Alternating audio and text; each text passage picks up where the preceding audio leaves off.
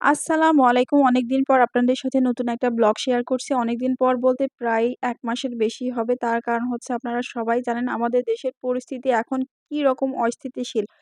তো সবকিছু বিবেচনা করে আসলে চারিদিকে যে পরিমাণ লাশের ছড়াছড়ি, গুলি এই সবকিছু মিলায় কখনো মানে ঠিকঠাক ঘুমই হয়নি ১.৫ মাসে মানে এই ১ টা মাসের মধ্যে ঠিকঠাক ঘুম তো দূরের কথা, খাওয়া-দাওয়া কোনো কিছুই কিন্তু ভালো লাগে নাই।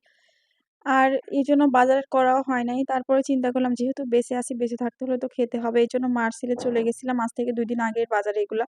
তো বাজার করতে আরকি। তো সেইটাই আজকে শেয়ার করছি। তো এখানে আমরা অনেক রকম মানে মাছ কিনেছি আর মুরগি কিনেছি। সবগুলো একবারে পুরো মাসের জন্য কিনে ফেলেছি। আরো বেশ কিছু তার আগের দিনও কেনাকাটা করেছিলাম। সেগুলা ফ্রিজিং করে ফেলেছি। আর এখানে পাবদা মাছ, ইলিশ মাছ, তারপর হচ্ছে পোয়া মাছ নিয়েছি, রুই মাছ নিয়েছি। এখানে টোটাল ৫ রকম মাছ আছে। আর এখানে ৪ টা দেশি মুরগি নিয়েছি।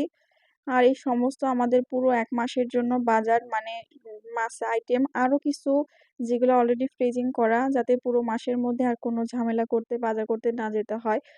আরো কিছু কেনাকাটা বাকি আছে সেগুলো পরবর্তীতে করব। এখানে মসলা আইটেম যা লাগে ১ মাসের জন্য মোটামুটি সেই মসলা আইটেমগুলা মানে কিনে ফেলেছি। কারণ হচ্ছে কিছুটা বাসায় আছে আর এই ছোট প্যাকগুলা দিয়ে আমার পুরোটা মাস চলে যাবে। আর আমরা নরমালি এমনিতেও মানে বাসায় বাজার করি প্রতি মাসে ওর বাবার স্যালারি পেলে তার পরের দিন আমরা পুরো মাসের বাজার একবারে করে ফেলি। আর এখানে হচ্ছে আমি মসুরের ডাল নিয়েছি যেটা আমাদের প্রতিদিনের খাবারের সাথে লাগেই লাঞ্চ আওয়ারে। ওর বাবা মসুরের ডালটা খুব পছন্দ করে। তো এইজন্য মসুরের ডাল, চিনি তারপর হচ্ছে মানে ৫ লিটার তেল আমাদের ১ মাসের জন্য যা লাগে। তো তেল তারপর হচ্ছে মাশরুম থেকে শুরু করে মাশরুম তো আমার অবশ্যই লাগবে। তার কারণ হচ্ছে মাশরুমটা আমার মানে স্যুপের জন্য লাগে। স্যুপ তো মাশরুম ছাড়া হয় না।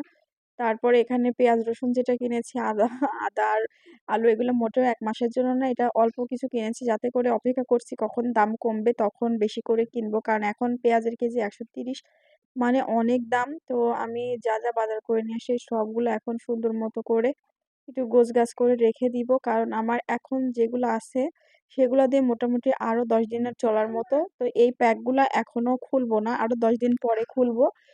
তো এইজন্য সবগুলা হচ্ছে একসাথে সুন্দর মতো গোছগাছ করে রাখছি। আসলে আমরা গৃহিণীরা কিন্তু প্রতিদিন টুকটাক করতে প্রচুর কাজ করি। তারপরেও হচ্ছে দিন শেষে হাসব্যান্ডরা বাসায় আসলে বলে যে, "তোমরা সারাদিন বাসায় কি করো?" এগুলা নাকি কাজের মধ্যে পড়ে না। কিন্তু আমার তো মনে হয় এগুলা হচ্ছে একজন গৃহিণীর জন্য অনেক প্যারা।